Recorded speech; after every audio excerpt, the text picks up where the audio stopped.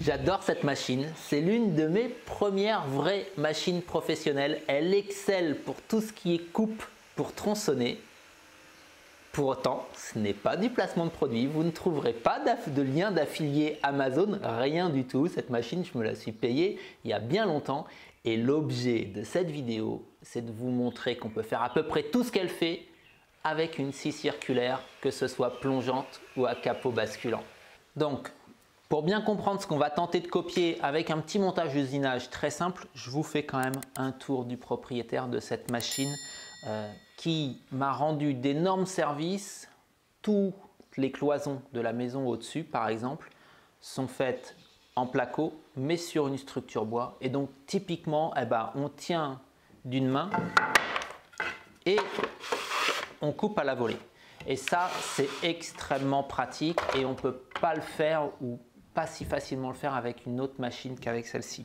Alors, l'angle se règle à ce niveau-là. Vous avez ici une droite graduée.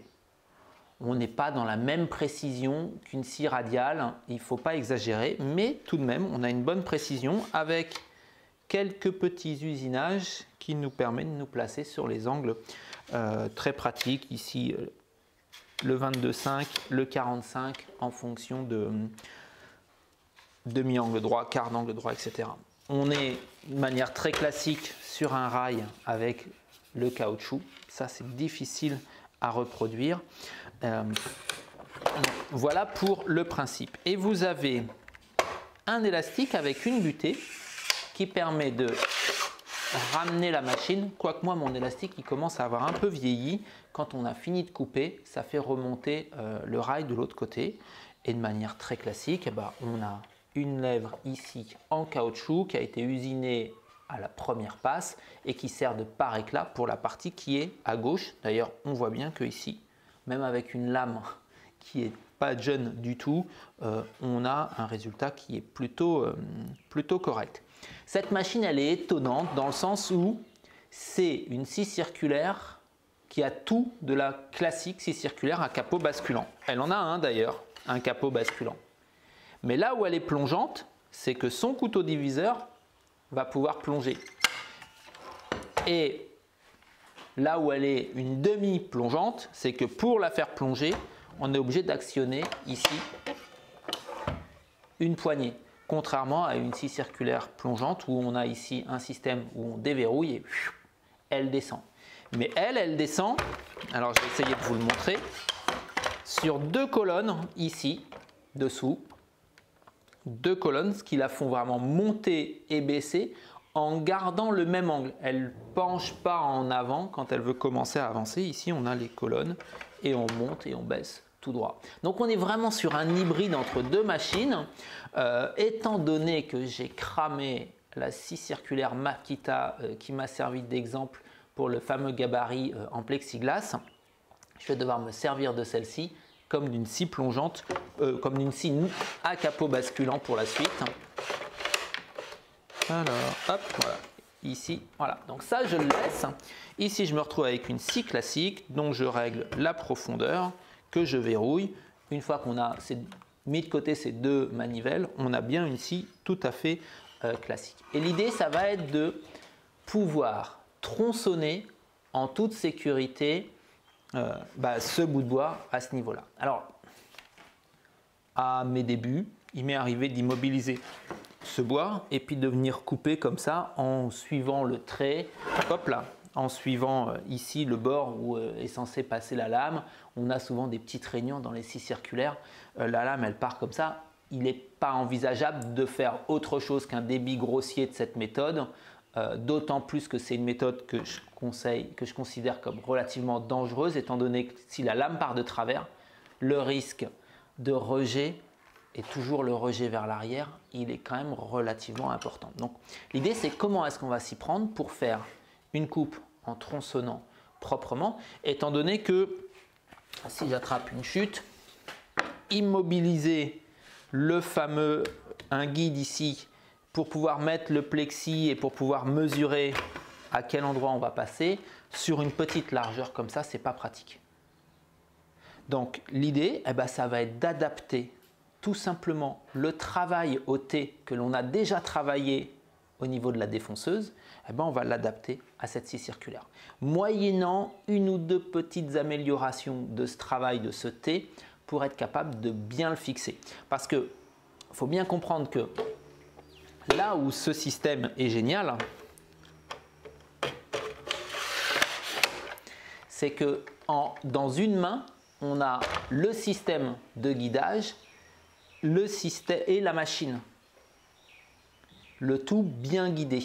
Et donc on peut se permettre, et ils font d'ailleurs la démo comme ça chez Maffel, on peut se permettre de tenir le bois d'un côté et de venir couper en étant en sécurité, dans le sens où on a notre main gauche qui est loin de la lame. S'il y a un rejet, le rejet il va se faire vers l'arrière.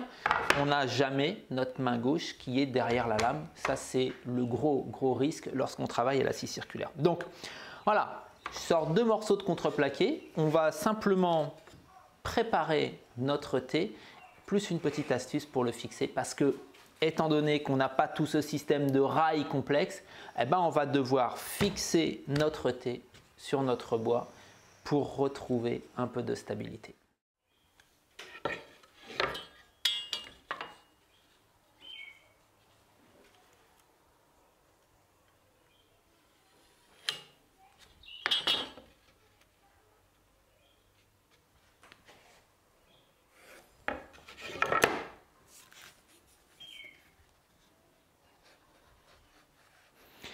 Pourquoi je colle ce genre de gabarit alors que je m'apprête à visser? Tout simplement parce qu'une vis, elle prend toujours du jeu au bout d'un moment. Ça va toujours commencer à bouger. Tandis qu'une fois que c'est collé, si ça prend du jeu, c'est qu'en général, il est vraiment cassé. Donc là, je vais commencer par mettre une vis. Et je vais vérifier l'équerrage parce que à coup sûr, ça va bouger. C'est certain même.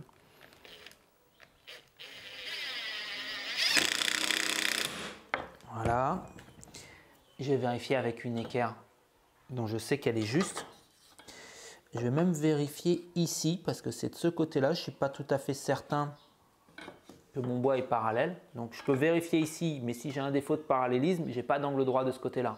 Donc moins on a d'intermédiaire, moins on mesure quelque part, parce que là il faudrait mesurer le parallélisme avant de remesurer, plus on obtient, plus on est précis à la fin. Donc là.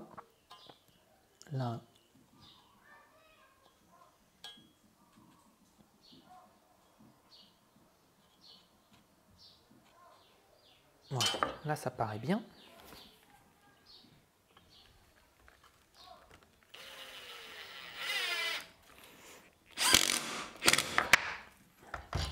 Donc si jamais ça a bougé, je défais l'une des vis et j'ai encore 2 chances pour que ça soit nickel. Clac.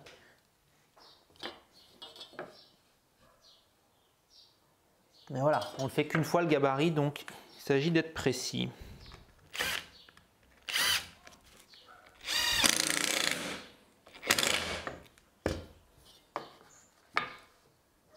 Voilà, maintenant ça ne bougera plus. Voilà. Ici, je suis précis. Par contre, pour le fixer, c'est pas super pratique. Soit je mets un serre-joint comme ceci et il va être embêtant à mettre. Et j'ai vu d'un de mes élèves lors des derniers cours sur l'étagère, l'idée toute bête de faire un trou à ce niveau-là et de pouvoir utiliser les serre-joints de type Festool pour les tables MFT qui vont me permettre de venir serrer ici. J'ai trouvé cette idée absolument géniale et c'est ce que je m'en vais copier immédiatement. Il faut savoir reconnaître les idées quand elles sont très bonnes.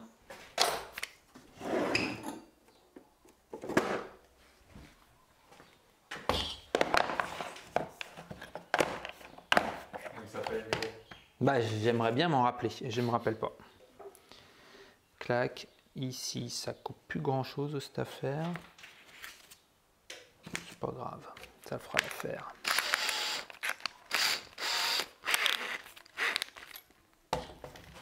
Paf, il faut une petite planche martyre.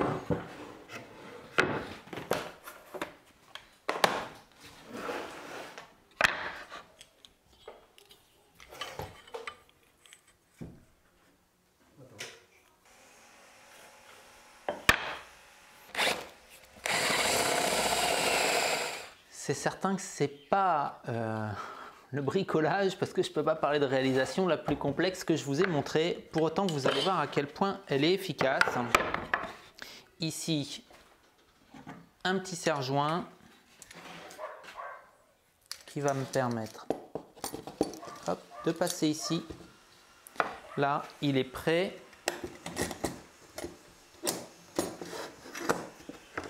Je vais vous le montrer dans ce sens-là. Ici. Et je ne suis pas limité par la largeur à ce niveau-là. Vous vérifiez que vous êtes plaqué.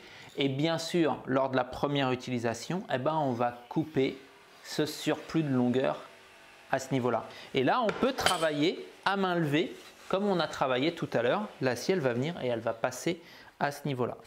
Là, je n'ai pas de surépaisseur comme tout à l'heure. Je vais venir couper à ce niveau ici, tout simplement. Tout à l'heure, j'avais le guide fixé sur la machine qui me permettait de tenir et d'immobiliser mon bois avec une main pendant que je coupais de l'autre. Ici, ça va être exactement la même chose, sauf que cette fois-ci, eh ben, c'est mon guide qui est fixé sur le bois. Alors pour la première coupe, ben, ça va me mettre mon T à la bonne dimension. Contrairement au T du travail avec la défonceuse, je ne vais pas simplement laisser une petite marque, je vais carrément couper toute la suite.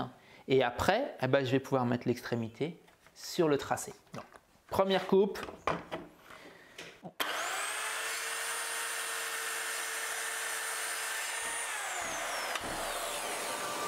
Et maintenant que le T est à la bonne longueur, eh ben, je peux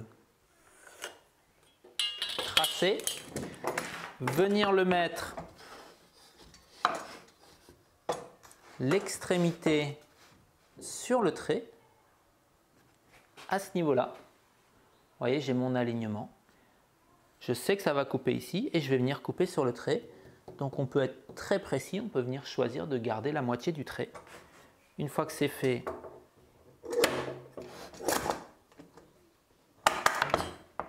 voilà, le serre-joint à une main, là, il aide vraiment beaucoup et je vais pouvoir couper. Alors là, il faut faire attention, je peux dévier vers la droite. Mais au pire, si j'ai dévié vers la droite, je pourrais reprendre ma coupe.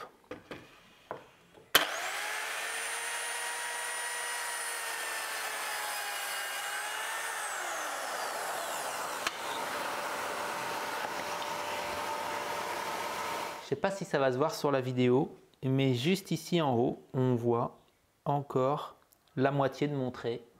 On voit ici des tout petits morceaux de quelques fibres qui portent encore les traces du trait. Donc c'est extrêmement précis.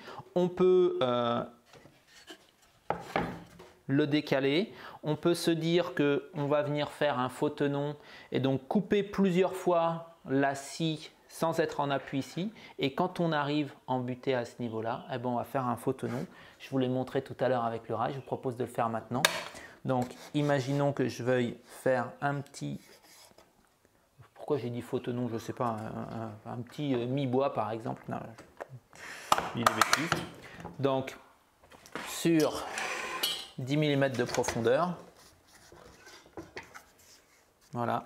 Donc, je vais faire les premiers sans être en appui, puis petit à petit, eh ben, je vais venir me mettre en appui à ce niveau-là, tout simplement.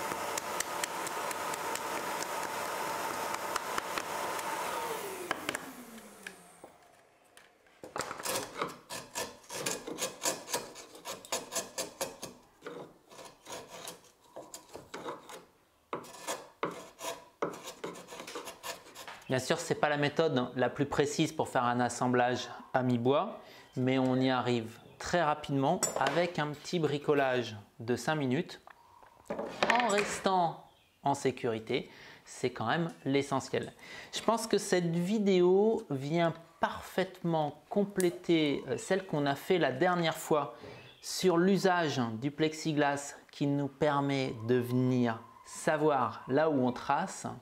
À ce propos, je vous invite à revenir dans 2 semaines. On va faire une petite vidéo complémentaire de ce plexiglas. Vous avez été extrêmement nombreux à me dire « Oui, mais Sam, tu t'embêtes avec le plexiglas ».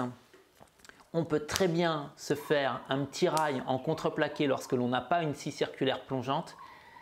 Oui, on peut très bien. Je vais vous montrer comment faire, mais je vais aussi vous montrer que la méthode du plexiglas a quelques avantages que n'a pas le rail. Ça sera pour la prochaine vidéo. Alors abonnez-vous, activez la petite cloche et on se retrouve pour tous ces détails. Allez, bye bye!